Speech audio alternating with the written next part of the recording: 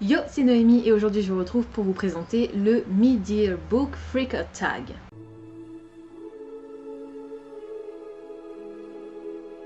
Il s'agit d'un tag en 13 questions auxquelles je vais répondre sans plus attendre pour faire le point sur les lectures du début de cette année. Je le fais un petit peu tard, techniquement le milieu de l'année c'est le 30 juin. Donc il devrait plutôt arriver début du mois de juillet ce tag, cette vidéo, mais elle arrive maintenant. Je n'ai cependant pas pris en compte les lectures que j'ai déjà faites au mois de juillet, de façon à ne pas vraiment fausser les réponses aux questions que le tag va me poser, que je vais me poser à moi-même. Et on est parti avec la première question. Quel est le meilleur livre que tu aies lu jusqu'à présent cette année? Je ne l'ai pas avec moi, je l'ai déjà rangé, du coup je vous mettrai le visuel par ici. Il s'agit de This Violent Delight de Chloé Gang. C'est la réécriture de Roméo et Juliette en 1920 à Shanghai avec un twist de magie. Ouais, magie, on va dire ça. Donc, du fantastique, du coup fantastique historique, et j'ai adoré cette histoire. J'ai eu pas mal de coups de cœur en ce début d'année, mais c'est vraiment ce titre qui pour l'instant surpasse tous les autres. Question 2, quelle est la meilleure suite de série que tu aies lue cette année? J'ai regardé dans Copile et le tome auquel j'ai donné la meilleure note cette année, la suite de série à laquelle j'ai donné la meilleure note cette année pour l'instant, c'est le tome 2 de la série ACOTAR, un palais d'épines et de roses, qui s'appelle Un palais de colère et de brume de Sarah J. Maas. Dans le premier tome, on va faire la connaissance de Farah, qui est une jeune fille qui chasse dans les bois pour nourrir sa famille. Elle va accidentellement tuer un elfe, un fae métamorphe, qui faisait partie de la cour du printemps, et elle va se retrouver enlevée. Le grand seigneur de la cour du printemps va venir réclamer sa vie contre celle qu'elle a prise et l'obliger à vivre jusqu'à la fin de ses jours à Prythian, qui est le royaume des Fae, et on va avoir une romance entre ces deux personnages. C'est une réécriture de La Belle et la Bête, et j'ai énormément aimé le tome 1, j'ai encore plus aimé le tome 2. J'ai relu le tome 1, c'est ma première lecture de l'année, c'était le tome 1 que j'avais déjà lu, donc c'était une relecture, et je l'ai relu pour pouvoir poursuivre la série avec ce tome 2, et c'est ma meilleure suite de série de l'année jusqu'à présent, donc c'était plutôt une bonne idée. Question numéro 3, quelle est la nouveauté que tu n'as pas encore lue, mais que tu aimerais bien lire d'ici la fin de l'année? J'ai sorti de ma palle Crescent City de Sarah J. Maas, le premier tome, Maison de la Terre et du Sang. C'est une nouveauté, il est paru cette année, tout simplement, en début d'année je crois, et j'ai très envie de lire ce roman. J'ai beaucoup aimé le style de Sarah J. Maas dans la série ACOTAR, je viens de vous en parler justement. Et là on est sur de l'urban fantasy avec, je crois, des anges déchus. Liés par le sang, tentés par le désir, déchaînés par le destin, c'est une fantasy romance et j'ai trop hâte de lire ce livre. Question 4, quelle est la sortie que tu attends le plus pour la fin de l'année? Les éditions, je crois, Rajo, si je me trompe, je vous le rectifierai ici, ont annoncé la parution, la traduction de A Curse So Dark and Lonely de Brigid Kemmerer, qui sera traduit par Un sort si noir et éternel. Mon Dieu, depuis le temps que j'ai envie de lire ce roman, j'ai envie de le lire depuis qu'il est sorti en VO, c'est-à-dire il y a 2 ans au moins déjà. C'est également une réécriture de La Belle et la Bête. Fantasy Romance, de nouveau, j'ai trop hâte de lire ce roman. Il y en a d'autres, il y en a plein d'autres que j'ai envie de découvrir. De Saxus va publier, ils ont annoncé 3 titres qui sont aussi dans ma wishlist depuis leur sortie VO, mais celui-ci, c'est vraiment celui qui me fait le plus envie pour la fin de l'année. Question 5, quelle est ta plus grosse déception en ce début d'année, depuis le début de l'année? Sans surprise, si vous me suivez depuis un petit moment, c'est malheureusement Le Royaume assassiné d'Alexandra Christo. J'attendais tellement ce livre, c'est une réécriture de La Petite Sirène avec un twist, disons que la petite sirène n'est pas spécialement gentille. Et en fait, je n'ai pas apprécié ma lecture et malheureusement, ça n'a pas grand chose à voir, je pense, Avec l'histoire en elle-même, je pense que c'est un problème de traduction. Et si vous me suivez, vous avez suivi aussi forcément les événements qui ont entouré ce problème chez De Saxus, qui malheureusement a publié au moins trois titres. Donc Le Royaume Assassiné, je crois que c'est encore le cas pour La Cité de Letton, parce que il est sorti juste avant le Désherbage. Et un autre dont je vais vous parler dans pas longtemps. Les traductions sont extrêmement mauvaises.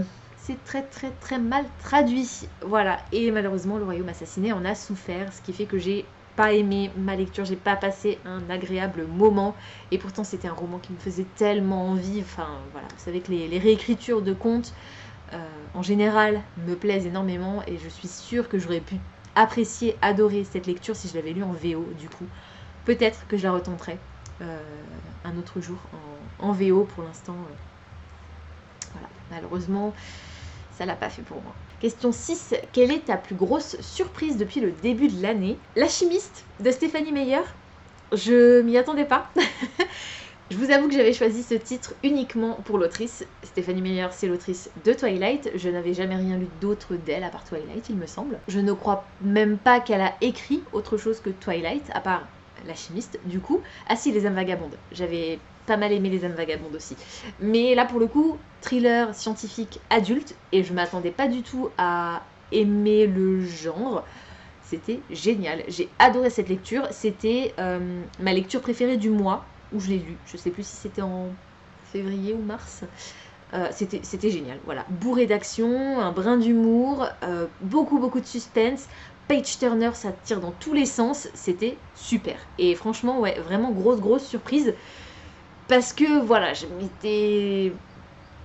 comme dit, je m'étais focus sur l'autrice et voilà, vu les registres dans lesquels je l'avais côtoyée auparavant, donc ado, peut-être pas jeunesse, mais ado, young adulte peut-être avec Les âmes vagabondes, qui est peut-être pour les un peu plus grands que Twilight. Et là, thriller adulte, pour le coup, je m'y attendais pas. Et c'était vraiment une très bonne surprise. Question 7. Quel est ton nouvel auteur favori? Alors, nouveau pour moi, ou bien nouvel auteur qui vient de sortir son premier roman. En l'occurrence, l'auteur dont je vais vous parler n'en est pas à son coup d'essai, mais c'était une découverte pour moi cette année. C'était la première fois que je lisais un de ses romans, et il s'agit de Pierre Pével. J'ai découvert Le Paris des Merveilles, le premier tome Les Enchantements d'Ambremer de Pierre Pével, en juin même, il me semble. Alors j'ai hésité avec un autre auteur, mais pour ce tag, je ne voulais pas préciser au tout début, je vous le dis maintenant, il y a certains titres, il y a certains auteurs, il y a certaines séries qui auraient pu revenir pour plusieurs questions, mais j'ai décidé de varier pour ne pas vous donner toujours les mêmes titres, toujours les mêmes auteurs, etc. Donc à chaque fois, je change. Je vous donne d'autres infos, parce que là je vous donne Pierre Pével, mais j'aurais très bien pu vous parler également d'un autre auteur, d'une autre autrice dont je vous parlerai tout à l'heure. Donc pour le coup, Pierre Pével, auteur français, c'est aussi pour ça que je l'ai choisi, de fantasy, et j'ai adoré le style de cet auteur dans Le Paris des Merveilles, et j'ai très hâte de découvrir la suite de cette série et Les Lames du Cardinal. Question 8. Quel est ton nouveau crush fictif? Alors, comment vous dire? Il y a un personnage qui m'est venu tout de suite, immédiatement à l'esprit, mais je vous ai déjà parlé de cette série. C'est Recent, de Un palais d'épines et de roses, enfin, Un palais de colère et de brume surtout. Je ne rentrerai pas dans les détails du pourquoi du comment, mais j'ai pensé à lui immédiatement. Il y a un deuxième personnage qui s'est hissé presque à la hauteur de Recent, et dont je vais vous parler puisque je vous ai déjà parlé d'Acotar, donc je ne vais pas revenir dessus. C'est Nikolai de Grisha, du Grishaverse, et notamment je l'ai découvert dans le tome 2 de Grisha, c'est le Serpent de glace, je crois, de Leigh Bardugo, et voilà, j'ai adoré ce personnage. Il est fantastique, il est drôle, il est droit dans ses bottes. Il a un petit côté hyper taquin, il est charmeur. J'adore ce personnage. Et j'ai tellement hâte de voir la saison 2 de Shadow and Bones, parce que j'ai trop hâte. J'ai trop hâte. Voilà. J'ai failli vous noter le Darkling, mais Non. En fait, j'ai comparé le Darkling à Rhysand et je me suis dit qu'en fait, Nikolai se rapprochait plus du personnage de Rhysand. Donc, Nikolai, de la série Shadow and Bone. Question 9. Quel est ton nouveau personnage préféré? Et alors là, ça va pas tellement vous parler, je pense, surtout si vous lisez pas vraiment en VO. Mais c'est Shining Talon, c'est le personnage elfique dans Master of One, qui est un livre que j'ai reçu dans une Fairy Loot, et je m'attendais pas non plus à spécialement apprécier cette lecture qui était très high fantasy, je pense, pour moi, et pourtant j'ai adoré ce roman, qui était censé être un one-shot, mais vu la façon dont ça se termine, j'espère que les autrices vont en écrire une suite. Et alors, ce personnage, il est juste fantastique. Il a aucun second degré. Il prend tout au pied de la lettre et il est incapable de mentir du coup. Enfin, dans cet univers, on a toujours dit aux humains que les fae, les elfes, étaient incapables de mentir. Alors est-ce que c'est les elfes qui ont toujours dit qu'ils étaient incapables de mentir justement parce qu'ils pouvaient comme ça baratiner tout le monde, ou est-ce qu'ils ne peuvent effectivement pas mentir? On ne sait pas. Mais pour le coup, Shining Talon a ce côté très nature confiture que j'adore. J'ai adoré ce personnage, je me suis marrée grâce à lui, c'était génial. Si vous lisez en VO, je vous recommande vraiment Master of One parce que je l'ai vraiment beaucoup aimé. Question 10, cite un livre qui t'a fait pleurer. Alors, je crois, j'en suis pas certaine, mais je crois pas me souvenir que d'avoir pleuré cette année sur un livre. Si c'est le cas, redites, et que vous vous en souvenez, redites-le moi dans les commentaires. J'ai fait le tour des livres que j'ai lus depuis le début de l'année, donc depuis le 1er janvier et jusqu'au 30 juin. Et je ne crois pas qu'il y en ait un seul qui m'ait vraiment, vraiment fait pleurer, verser des larmes. Cependant, j'étais obligée de vous nommer Et que ne durent que les moments doux de Virginie Grimaldi pour cette question, parce que... Et pourtant, c'est pas celui que j'ai préféré de l'autrice, mais la morale, la façon dont l'histoire est écrite, dont les personnages se croisent, s'entrecroisent, etc. C'était génial. Et comme d'habitude avec Virginie Grimaldi, il y a ce côté très doux amer que j'apprécie énormément et qui, même s'il ne me fait pas pleurer, me fait chaud au cœur. Voilà. Question 11. Cite un livre qui t'a rendu heureuse. J'ai choisi de vous parler de Mémé dans les orties d'Aurélie Vallogne. C'était mon premier Aurélie Vallogne, voilà, donc première fois avec cette autrice également. C'était génial, j'ai adoré, j'ai rigolé du début à la fin, c'était hyper drôle. Bon, il y a certains passages qui m'ont semblé peut-être un petit peu lourds, mais le côté chaque chapitre le titre de chaque chapitre est une expression française, plus les personnages, plus l'histoire. Voilà, je me suis marrée aussi, pareil, du début à la fin. C'était fantastique et j'ai hâte de découvrir d'autres romans de l'autrice. Question 12. Quel est le plus beau livre que tu aies acheté cette année? Alors, il y en a plein par ici, notamment celui-là, The Prison Healer. Mais j'ai triché un petit peu. J'ai triché un petit peu parce que le livre que je vais vous montrer, c'est Les Saisons de la Tempête d'El Cossimano, aux éditions de Saxus. C'est la version hardback. Alors déjà, effectivement, il est sublime. Regardez-moi ça. Voilà, vernis sélectif sur la couverture.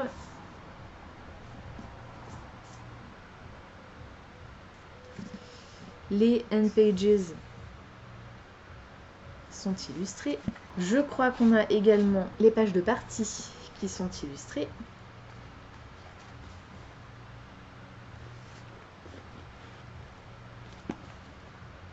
Mais la raison pour laquelle je vous parle de ce titre-là, c'est parce que les éditions de Saxus ont fait une campagne de précommande, en fait, pour ce titre, et qu'avec le roman, j'ai reçu une carte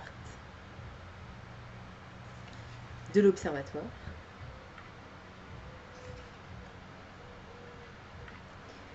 Et surtout, les character arts. Donc je vous les ai déjà montrés dans un vlog, Donc ici, c'est Jack Summers qui représente l'hiver, c'est notre personnage principal.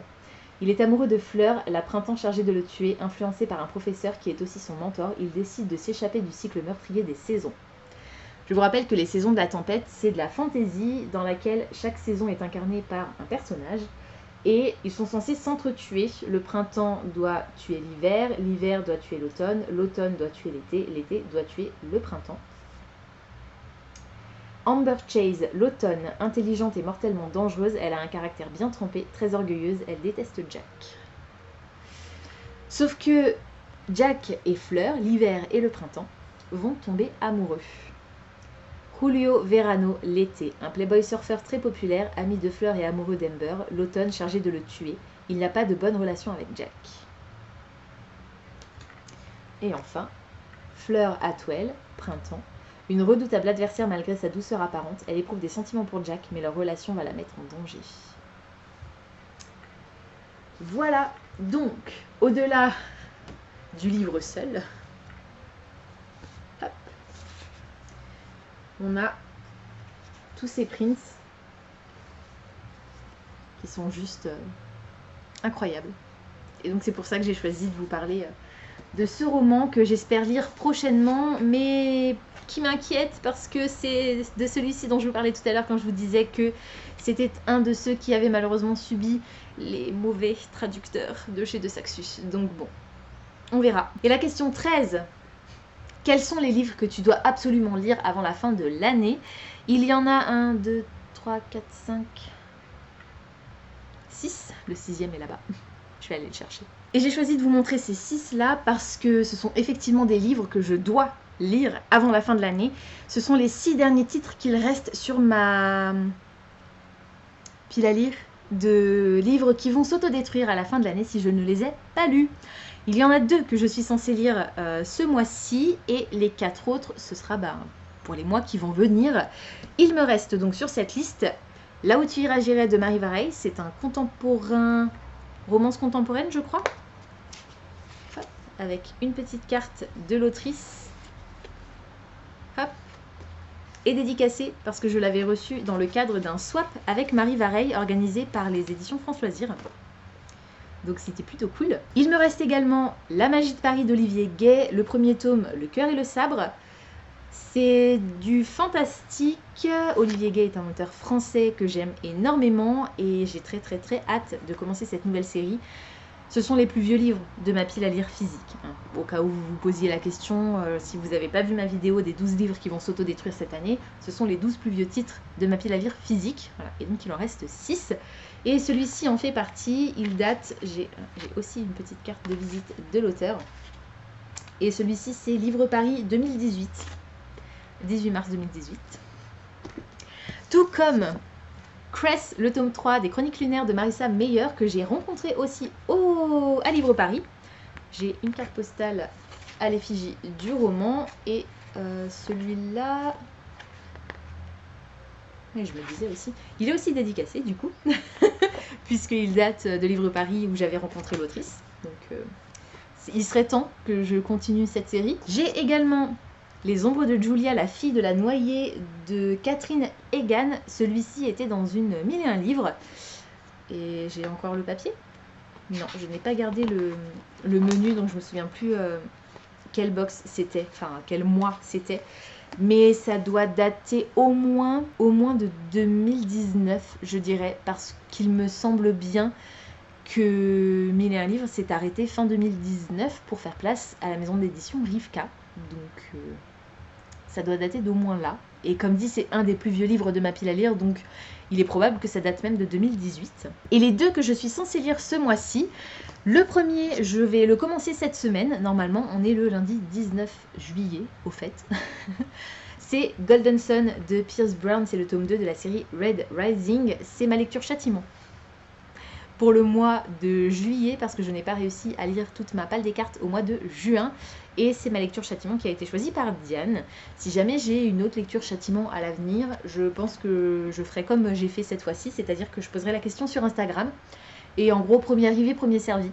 Voilà, la première personne qui me répondra pourra choisir ma lecture châtiment, soit en me donnant un thème précis à respecter, soit en choisissant directement un livre dans ma pile à lire, tout en sachant que comme il s'agit d'une lecture châtiment, ça doit pas être agréable pour moi normalement. Donc voilà.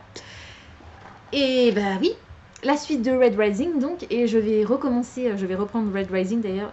J'ai découpé Golden Sun et Red Rising pour les lire tous les deux cette semaine, ce qui fait que je suis à approximativement 133 pages par jour à lire. Ça va être compliqué, mais on va essayer. Et le dernier livre que je dois lire avant la fin de l'année, pour ne pas qu'il s'autodétruise, et que je suis en train de lire et que je vais probablement finir peut-être même ce soir, c'est Sorcière associée d'Alex Evans, le premier tome de la série. J'en suis là. Voilà. Donc il me reste ce petit bout. Je suis page 229 sur 289. Donc il me reste 60 pages. Il y a moyen que je le finisse ce soir, ça se lit très très vite en plus. On est sur du fantastique avec des sorcières qui se sont associées pour monter une boîte de enchantement, des exorcismes, un peu tout quoi. Voilà. Elles vivent dans une ville qui s'appelle Jarta ou Yarta. Yarta peut-être. Jarta. Ça s'écrit Jarta, J-A-R-T-A, mais c'est peut-être plutôt Yarta. Ça sonne mieux Yarta que Jarta. Où un peu toutes les créatures et oui et non existent et elles vont se retrouver mêlées à une enquête, et c'est ma lecture pour l'As de carreau, un polar ou un thriller, et c'est effectivement une enquête, donc même si c'est de la fantasy, je considère que ça colle pour ce critère. Je triche un petit peu, mais il le faut. Voilà, c'est tout pour aujourd'hui, j'espère que cette vidéo vous aura plu. Comme d'habitude, n'hésitez pas à me dire dans les commentaires si certains des titres que je vous ai présentés aujourd'hui vous intéressent, si vous les avez déjà lus et surtout ce que vous en avez pensé. N'hésitez pas également à répondre vous aussi aux questions du Mid-Year Book Freakout Tag. Je vais y arriver. Et si vous voulez en faire une vidéo ou un article ou une photo sur Instagram ou quoi, envoyez-moi le lien quelque part pour que je puisse voir à quoi ça ressemble. Ce n'est pas moi, j'ai oublié de vous le dire en première partie de la vidéo, ce n'est pas moi qui ai créé ce tag, je l'ai repris de plusieurs chaînes anglo-saxonnes que je regarde, et je vais retrouver le lien vers la personne qui a créé ce tag pour vous le remettre en barre d'infos, comme ça vous pourrez aller voir la personne originelle, et dans la barre d'infos vous retrouverez de toute façon tous les titres que je vous ai mentionnés et toutes les questions également, comme ça vous pourrez aussi les reprendre sans avoir besoin de re-regarder cette vidéo, même si ça me ferait plaisir. Pensez à vous abonner à la chaîne, à liker et à partager cette vidéo, ça me fera toujours plaisir. Pensez également à activer la petite cloche des notifications pour savoir quand je poste du nouveau contenu. En attendant de vous retrouver, je vous souhaite d'excellentes lectures et je vous dis à très bientôt dans une prochaine vidéo. Ciao!